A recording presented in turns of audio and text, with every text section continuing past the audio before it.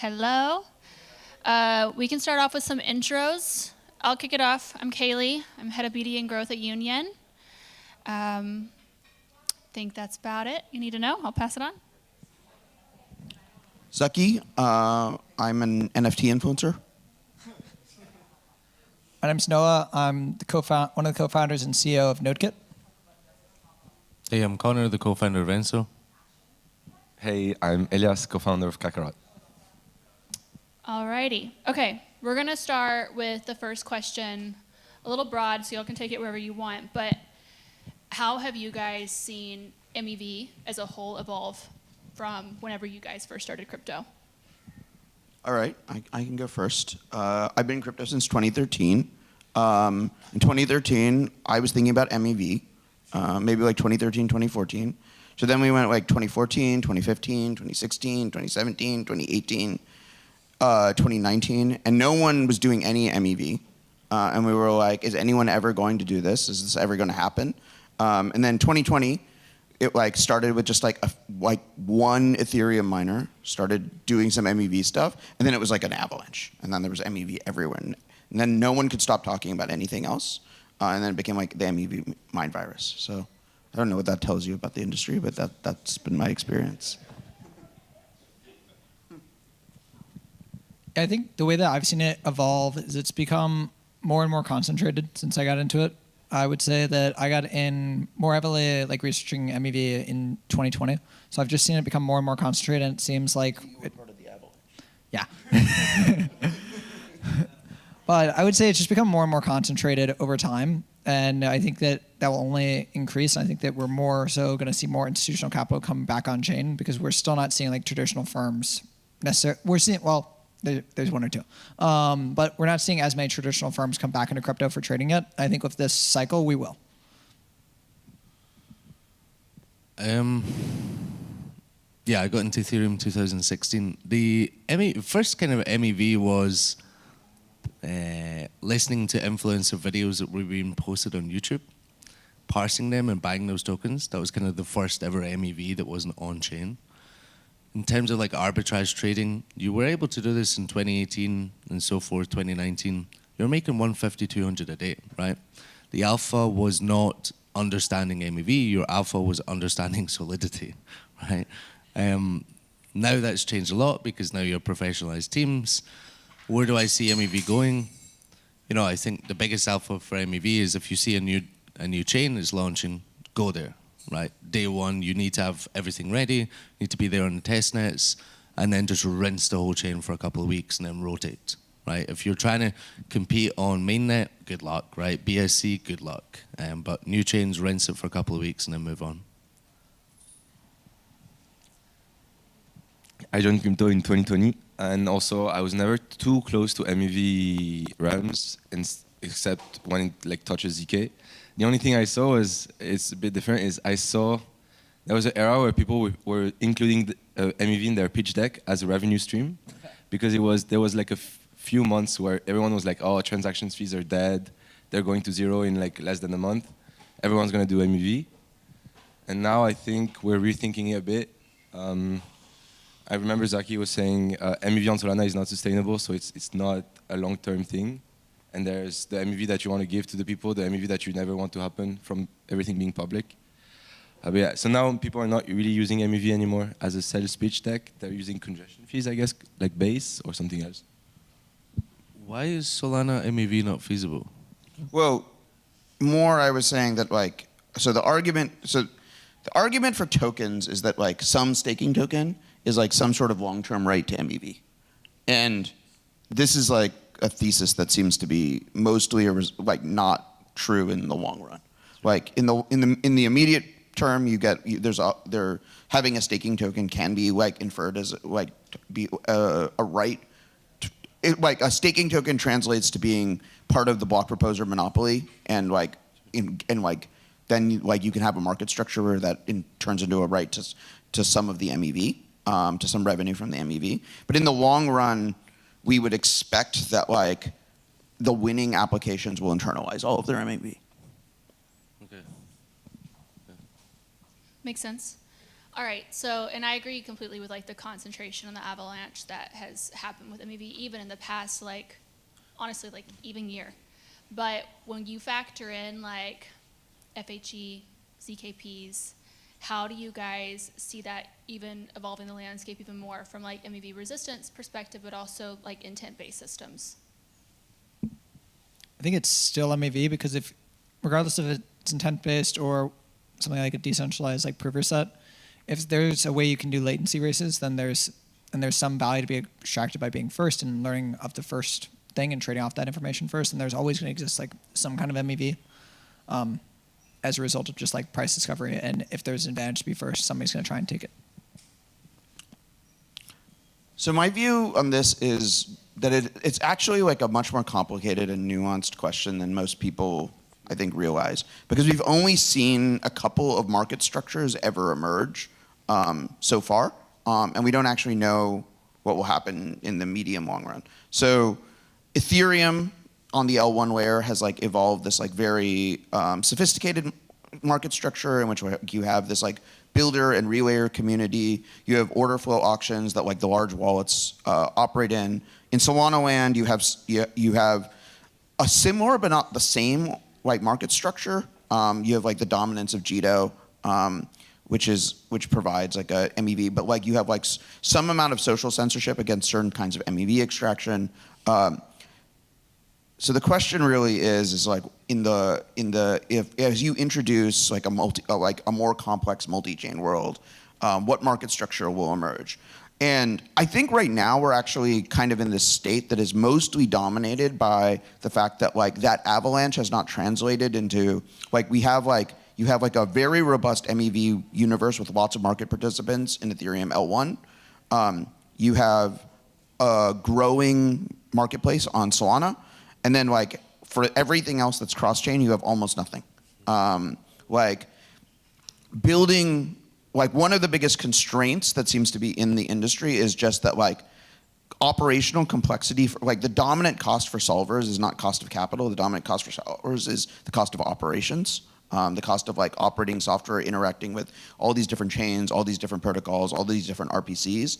And very few things so there's like, one, is there like even the volume on like lots of different protocols to even justify this? But even if there is the volume, like it takes a long time for the market to like build these services, and like most solver businesses are like two-man shops. And so there's like real limits on like how many things that they can integrate.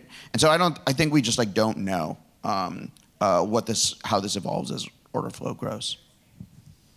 Yeah, I think MEV will never go away. For me, MEV is just pure opportunistic. If you can make money, then make the money. I think we can put many barriers in place and somebody's going to jump over those barriers or break down those barriers, right? I think that's kind of the whole purpose of MEV. I think Zaki brought up a really, really good point in terms of solvers on many, many different chains, right? We're entering this intent world or chain abstraction world, and we're kind of offsetting all of the problems and all of the complexities to what we call solvers without ultimately talking what they will need to do.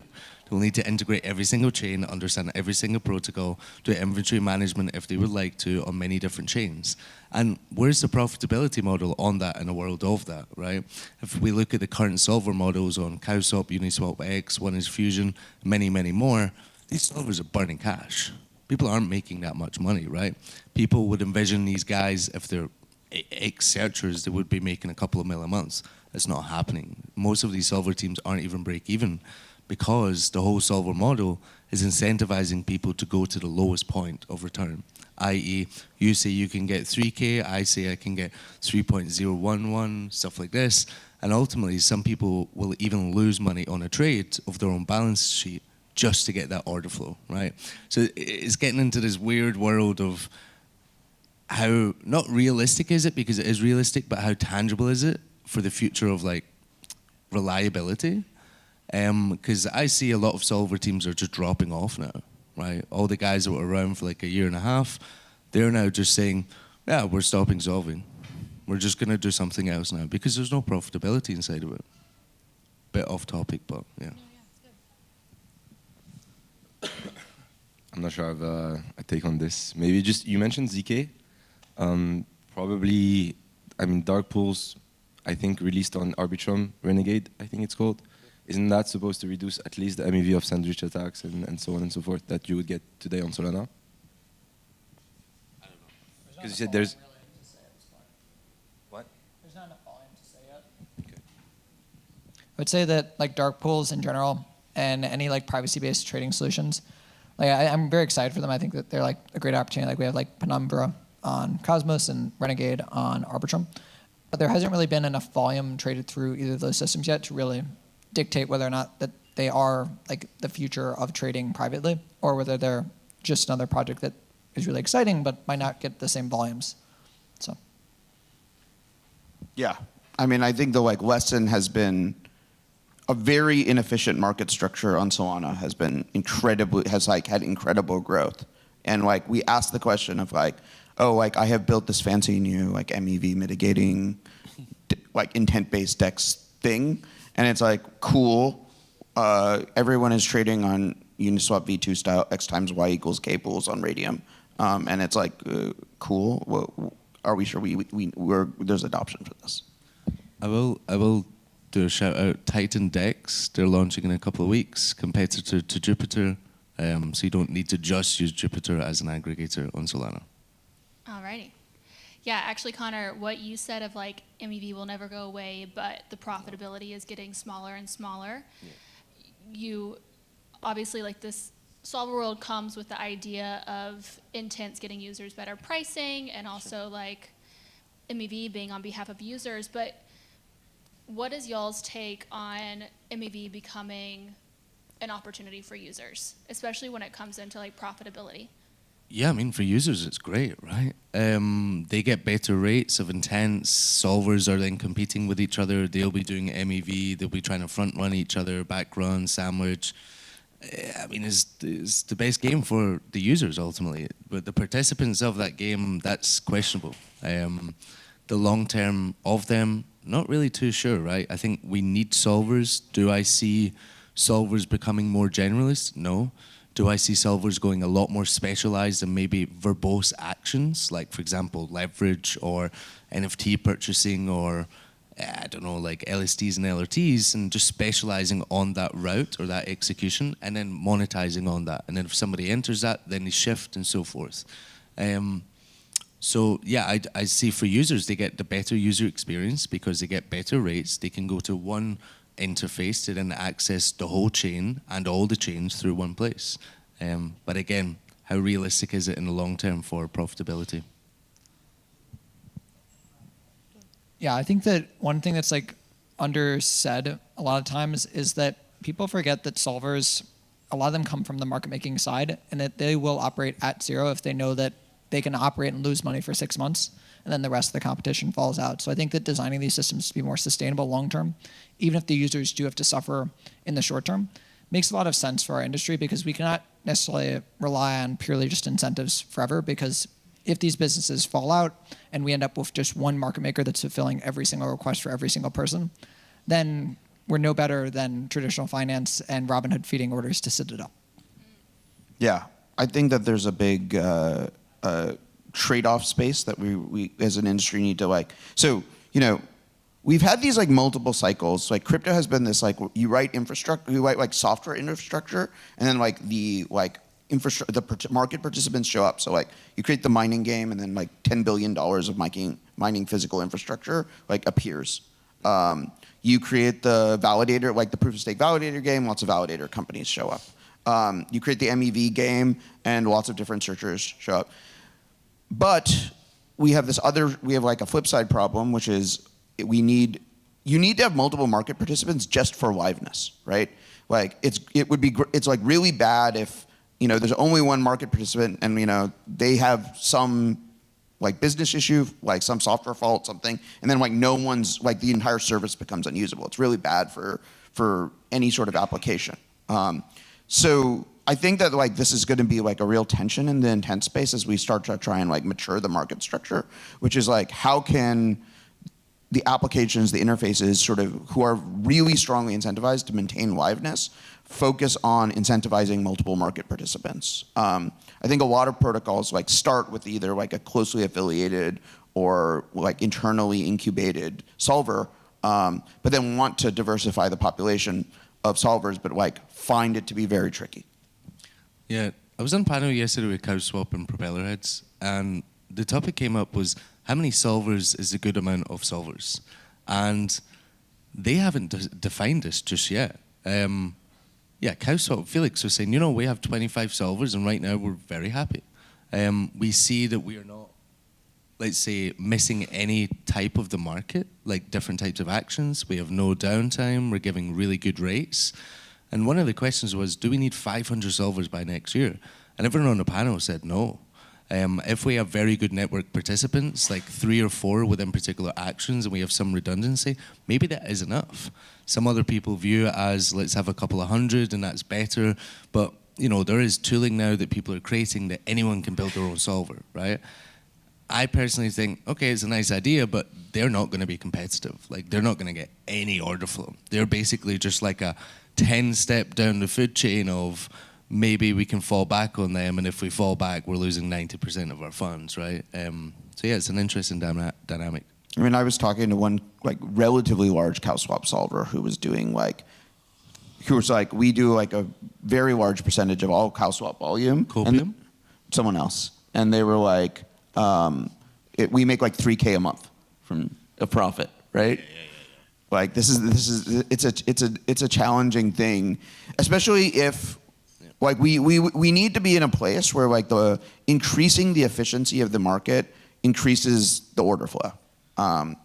Right, like one of the like thesis of all of this intent-based stuff is that we're probably losing either decentralized exchanges or to like other assets and other categories like dead weight loss because of the inefficiencies of current crypto markets.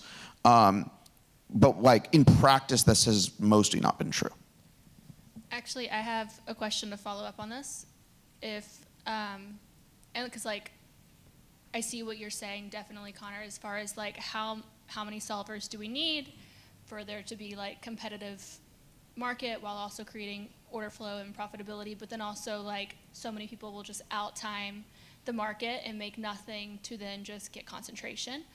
But with all these problems that you guys just mentioned, like how or if do market makers solve any of this? I think that it becomes a tooling issue as well as like an inventory management issue. Like we've already seen, there's been multiple market makers in the past couple of years that have tried to get on-chain trading, and they only do centralized exchange trading, and they try and come on-chain, and then they just get washed out and go right back to centralized exchanges. So if the tooling isn't good enough for like our own industry to trade on-chain and have all market makers that do centralized exchanges also do decentralized exchange and do solving and stuff like that, then it's still very difficult to use. And I would say that it needs to get easier to use for them to provide the liquidity on-chain and just to participate on-chain in general, because we're more likely to get somebody like a centralized exchange market maker that's already in crypto to become a solver than we are to get Citadel to become a solver. So I think that we really need to focus on like getting traditional centralized exchange market makers to come on-chain and making those tools easier, because that's going to be the first people that know that they can hold crypto and are okay going on-chain, but they need a little bit of help because I think the tooling just isn't there. And otherwise, we're going to end up with not that many solvers. I don't want them to come on-chain. Why? Like, I can just plug into their RFQ system or their servers and then plug it into mine. They can also plug into mine, right? In this space, I see a lot of people talking about solvers and market makers as if they're the same thing. For me, the differentiation is solvers don't hold inventory, market makers do, right? We specialize in on-chain, how to execute on-chain. They specialize in inventory management. So for them to enter on-chain, like, we have certain market makers reaching out to us. They have certain order flow. We have certain order flow, and then we come to an agreement, right? They use us for on-chain. We use them for off-chain and inventory management. I don't think it would benefit anyone for them to come on-chain. One, because the barrier is quite high, right, like you were saying. Two, then it would push out all the solvers out of the game, and then it would turn fully centralized even more, because there's only really a handful of market makers within the space that are doing a good job. Right now we have 25 solvers, maybe there's 10 good market makers in this whole ecosystem, so then we go even more centralized and more centralized. If you look at what Uniswap X done, they have, 95% of the order flow goes to market makers, right? But the public presentation is, this is an open, permissionless intent network. Yeah, we basically get the scraps is left over from the market makers, right? And I don't think that's good design for anyone. Yeah, I think the way that I view it is that holding inventory is an advantage, especially in the cross-chain sense. You have to do that, yeah. Yeah. So most of the intent-based systems that we're looking at are cross-chain, but I would agree that single-chain, you can still compete as like a non-inventory holding solver. But I would say for like cross-chain especially, like having market makers that will hold inventory simplifies a lot of things. It seems though, yeah. I mean, I think that there is an asymmetric advantage to being able to have inventory and to be able to solve against your own float, and like use that as a factor. Like you can do, like it gives you like the ability to like arbitrage duration risk, which is like a huge like in a more competitive marketplace. Like I think the marketplace for like outside of like a small number of things like Uniswap X and CowSwap is like very not very perfectly competitive. But in a more competitive marketplace, like that becomes like a huge advantage. Like you're just going to be able to deliver better yields to users, better prices, et cetera, if you have the ability to manage order flow.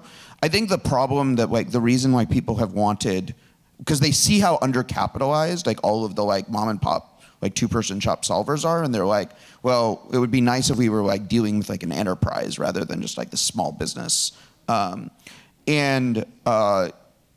like the flip side of that is, it's just been hard to like set up these businesses in a way that they like can grow organically, and so like people want these market makers to step in. But I think we're like the changes in the regulatory landscape will favor potentially organic growth of more solvers. Yeah, like I've already heard this past week about US-based funds that were previously not investing in like US-based companies that are now coming back and investing in US-based companies again. So I do think this regulatory landscape is going to change a lot. Yeah, I mean, like personally, like the stuff that we've done to like how to set up our solvers from a regulatory point of view was incredibly convoluted and incredibly unfriendly to raising external capital. But like now you don't have to do that. Yeah, I mean, I was thinking in the same chain context. I don't know any solver in the whole ecosystem on the same chain using our inventory. It makes a lot of sense to do it. We all went through this kind of individual mind exploration, but we were all going through it together without talking to each other about 8-9 months ago. Of do we all start using inventory? And everyone was like, yes, we're starting to do it. We all started exploring it. We started to realize the risk is so high. Like you put in half a mil, like you can lose that on one trade, and your money's gone. It's not that you fuck up in a route that you're using someone else's ETH and you may be losing 1% or 2% and you pay that back, right? The risk ratio is very, very different. And that also plays into what you were saying, right? Of the risk reward ratio on the profitability side. If I'm going to put 500K in and make 3K a month profit, like that's too much of a big difference to even take that chance. I'm going to read a quote from Nick White, and I want to know if you guys agree with this statement. Intents are just another name for limit orders, and solvers are just another name for market makers. Bullshit. Bullshit. Limit orders are expressing just you want a token A to token B. Intents can be an expression of any outcome on chain. That can be a smart contract outcome. That can be a DeFi position. That can be a lending position, borrowing, leverage, NFTs. It could be a new primitive that is starting within 5 months that we don't know about just yet. It's purely outcome based. I want that. It's not just token A to token B. Solvers are not market makers because market makers hold inventory. Solvers don't hold inventory as of today in the ecosystem. Solvers are not going to go into more for both. They're not going to just do the generalist part of a market maker of trading. Solvers are going to turn more specialized and abstract how to interact with every single smart contract on chain. If you envision a world of thousands of different chains, thousands of different smart contracts on top of them, somebody needs to understand and translate that to be used by other people. That's the whole job of a solver, right? It has no relation to like market makers personally. So yeah, answer bullshit. Maybe, so you answered like philosophically what intents can be, and how about like today? They are today, we're doing it today. That's what's happening today. We've got like Web3 Zapier, drag and drop, of any arbitrary smart contract. They can be called in EVM chains and then automate this on particular conditions. It can be fetched on-chain as view functions and then used as outcomes into different parts. We now have like a full DeFi asset management tool that's like making virtual portfolios and then bundling all of these into one transactions. Then we also have another one that's launching in a couple of weeks. It's a two-sided marketplace that will destroy airdrops and points, where DeFi protocol comes along and says, I want you to do these actions, or it could be any protocol. I want you to do these actions on my platform, and then a user comes along and says, I'll put 50 mil in there in exchange for this amount of APY, right? So these, and fourth random use case as well, one-click deposit into 20 different smart contracts that haven't given an airdrop just yet, right?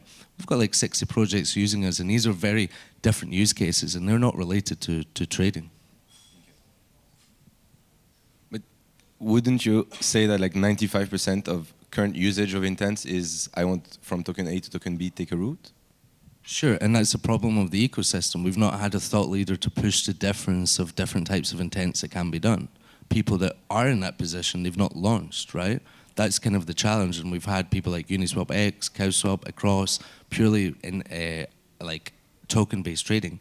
What we're now doing is like the intent engine saying we're only going after developers. So a developer has this pain, which you've probably seen in Somalia, which we had in Enso V1, is integrating every single DeFi protocol into your platform, right? We spent over 500,000 audits. We spent over a year building this, launched it, no product market fit. Now with Enso, what we have today, you can just build an interface and express every single outcome you want on chain, which could be a DeFi protocol, NFT, and so forth. So, you know, we are kind of pushing that, but other people are just sticking to trading because, again, number goes up, but we're more focused on like new primitives that can be built in this ecosystem.